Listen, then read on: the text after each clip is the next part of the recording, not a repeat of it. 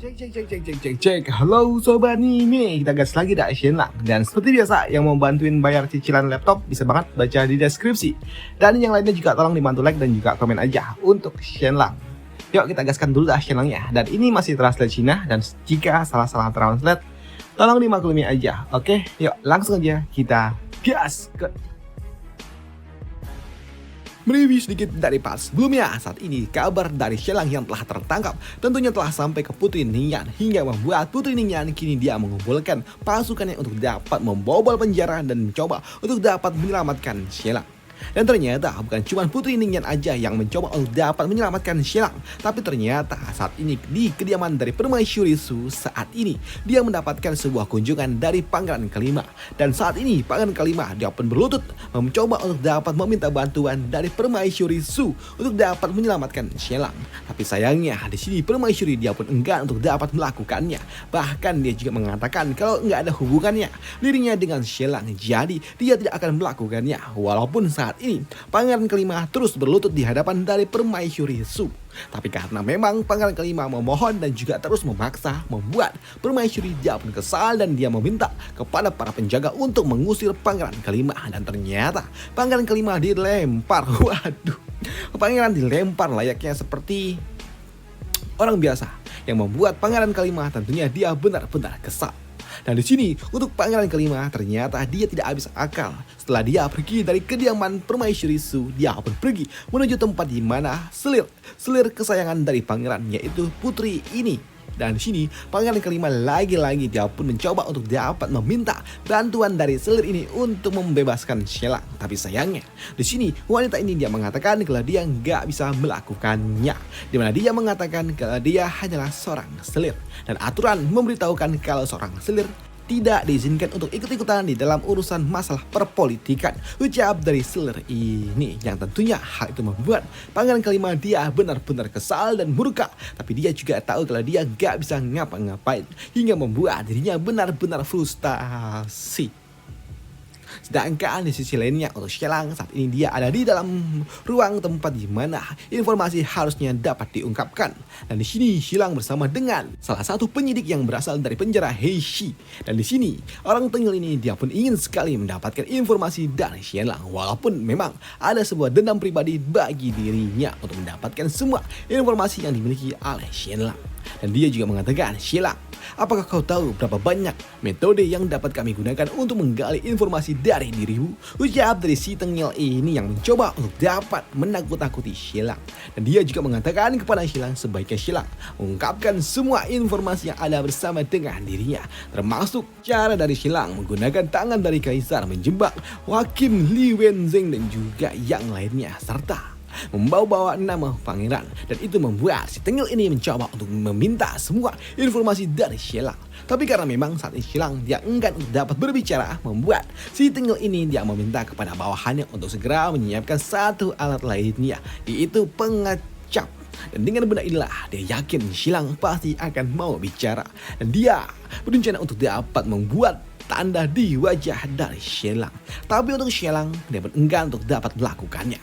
Dia pun enggan untuk dapat berbicara, di mana dia hanya mengatakan kalau aku hanya akan berbicara dengan orang kepercayaan Kaisar, ucap dari Shenlang. Bahkan saat ini Shenlang dia juga mengancam, jika saja kau berani menyentuhku, maka kau akan mendapatkan sebuah hukuman yang sangat amat mengerikan. Bukan cuma untuk dirimu, tapi seluruh anggota keluargamu.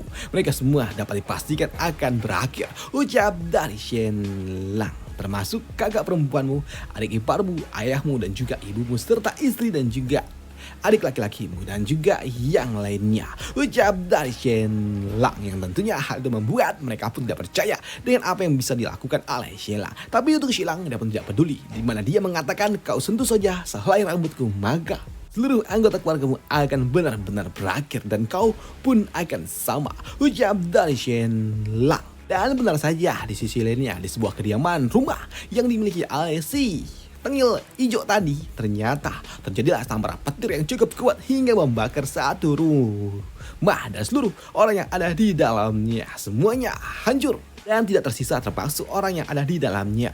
Tapi uniknya api itu tidak berwarna merah tapi berwarna hijau. Dan jika kalian ingat, api hijau pernah digunakan oleh Shenlang ketika dia membakar kediaman keluarga Su. Sedangkan di sisi lainnya saat ini si Tengil ini ketika dia mendapatkan ancaman dari Xilang, tentunya dia mengatakan kalau Xilang hanya omong-omong doang. Xilang, kau pikir aku adalah anak 3 tahun yang percaya dengan kata-katamu? Ucap dari si Tengil ini. Xilang, lihatlah, aku akan merubah wajah cantikmu menjadi sesuatu yang sangat amat mengerikan. Ucap dari si Tengil itu. Tapi dia pun langsung terdiam ketika seorang penjaga lainnya datang dan juga melaporkan kepada orang ini kalau rumah dari tuan ini saat ini sudah hancur terbakar kena sambaran petir. Dan yang menjadi masalahnya adalah seluruh anggota keluarga dari si rambut hijau juga tidak ada yang selamat. Yang tentunya hal itu mengejutkan bagi dirinya. Bagaimana mungkin hal ini dapat terjadi? Di sini dia pun bertanya kepada rekannya apakah ada seseorang yang melakukannya dan apakah ada yang tertangkap. Ucap dari pria ini, tapi sayangnya pegawai ini mengatakan kalau tidak ada seorang pun di tempat itu dan tidak ada seorang pun yang dicurigai, dan itu semua bersumber dari petir. Yang tentunya hal itu tidak mungkin dapat dia percaya. Dia gak mungkin percaya dengan itu semua. Bagaimana mungkin seluruh anggotanya dapat berakhir seperti ini?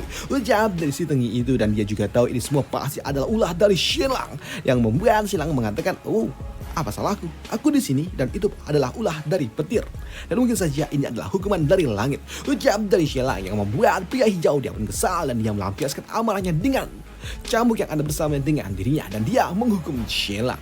Dan untuk Xilang ketika dia terkena ini semua, memang dia sedikit menjerit karena memang cukup sakit. Tapi di sini tatapan mata tajam Xilang pun tetap ditujukan kepada bocah ini, si rambut hijau, yang membuat rambut hijau dia pun kesal dan dia pun mengatakan, Xilang, kau berani-beraninya menyingkirkan anggota keluargaku dan kau beraninya melotot dan aku akan mengambilnya. Ucap dari si hijau. Tapi lagi-lagi dia pun mendapatkan sebuah informasi dari seseorang yang datang yang melaporkan kalau saat ini istri dan juga anaknya sudah pergi menghilang, padahal sebelumnya telah dijaga oleh pasukan penjaga. Tapi saat ini istri dan juga anaknya belum kembali.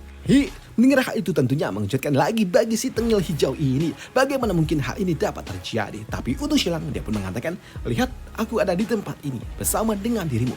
Jadi bukan akulah yang melakukannya. Ucap dari Xilang. Tapi lihatlah, situasi yang ada di ibu kota saat ini tidak sedang damai, dan putramu pasti sedang diculik, telah diculik oleh seseorang, dan mungkin saja orang itu akan segera memberikan sebuah surat atau dia akan meminta sebuah tebusan. Ucap dari Xilang. Padahal di dalam hati Xilang telah merencanakan ini semua sedari awal.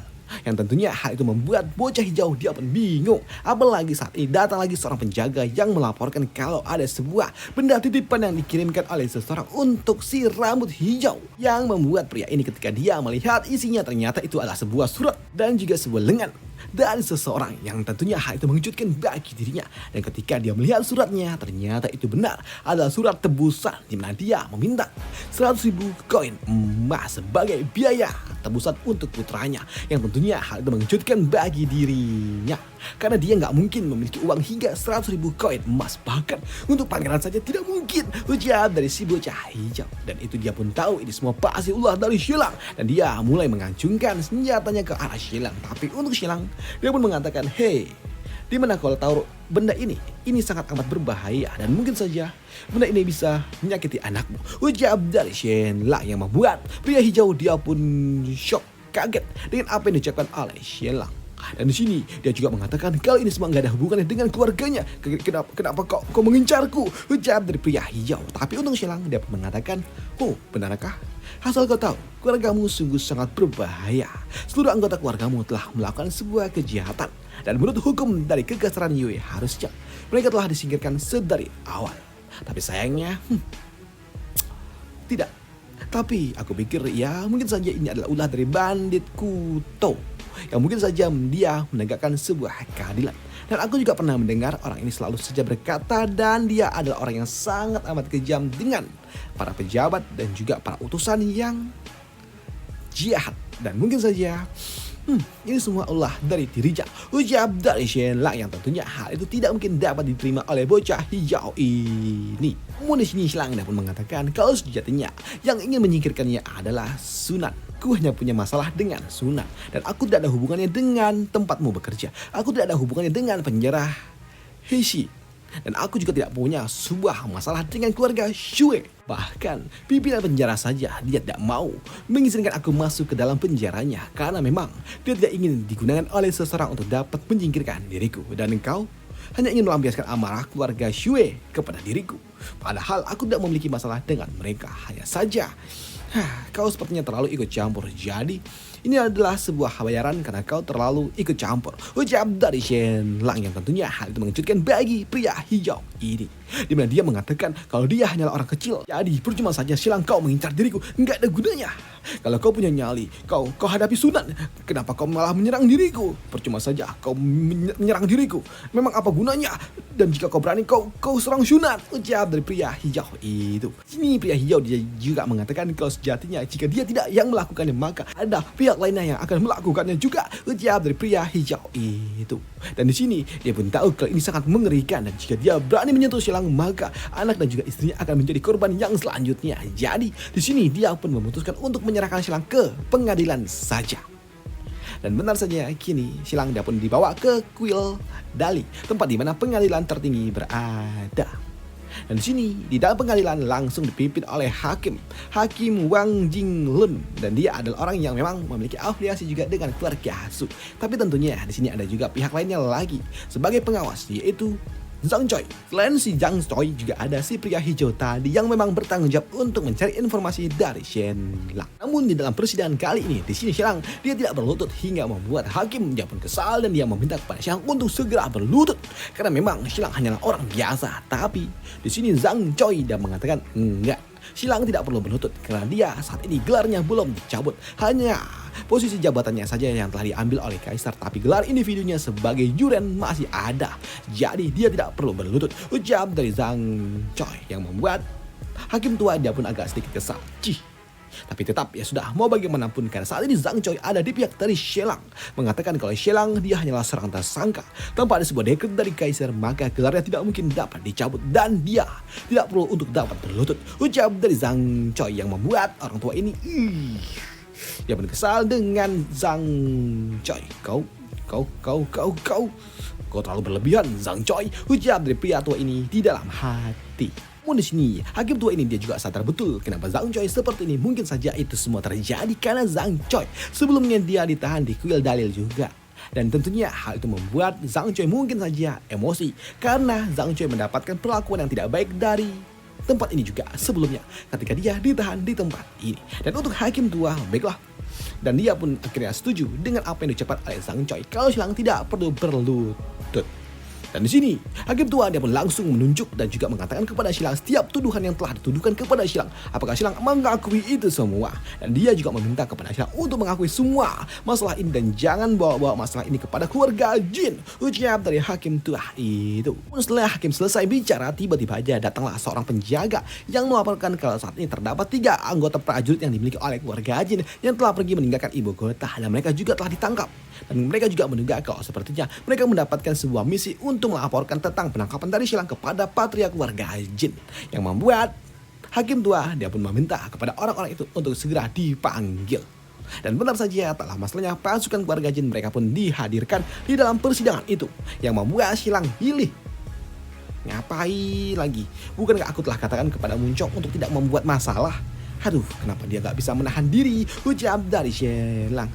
Anak itu dia memang sangat baik, tapi ini jadi repot, pikir dari Shenlang. Namun di sini untuk hakim dia pun bertanya siapa orang-orang ini dan apa tujuan mereka melakukannya. Dan untuk hakim dia juga bertanya, kenapa kalian pergi tergesa-gesa kembali ke tempat kalian tinggal? Apakah ada seseorang yang meminta kepada kalian untuk melaporkan tentang penangkapan dari Shenlang? Apakah kalian mencoba untuk dapat menghasut patria keluarga Jin untuk melakukan sebuah pemberontakan ketika Shenlang ditangkap? Dan untuk penjaga ini dia pun mengatakan tidak, di mana dia mengatakan kalau dia kembali ke istana keluarga Jin karena dia ingin melakukan sebuah pertukaran shift, karena harusnya sudah waktunya bagi mereka untuk bertukar jaga. Dan jika tidak percaya, maka kau bisa terima dan juga memeriksa surat yang telah dikirimkan, ucap dari orang ini.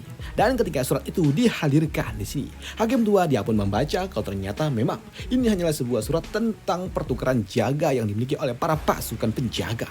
Dan memang tidak ada sesuatu yang mencurigakan. Tapi di sini hakim tua tentunya dia tidak mungkin melepaskannya begitu saja. Di mana dia mengatakan kenapa kau pergi di hari saat Shenlang ditangkap? Apakah ini adalah sebuah konspirasi? Kenapa kau tidak datang ataupun pergi lebih awal ataupun lebih akhir nanti? Dan kenapa harus ketika Shenlang sedang ditangkap? Ucapan dari hakim itu yang membuat penjaga dia pun mengatakan kalau nggak tahu Dia nggak tahu kalau Xiang ditangkap dan dia mengatakan kalau ini hanyalah sebuah surat tentang pertukaran apus jaga yang dimiliki oleh para penjaga. Ucap dari penjaga keluarga Jin yang membuat Xiang. Dia pun tahu kalau sepertinya orang tua ini ingin menyeret keluarga Jin juga di dalam permainan ini.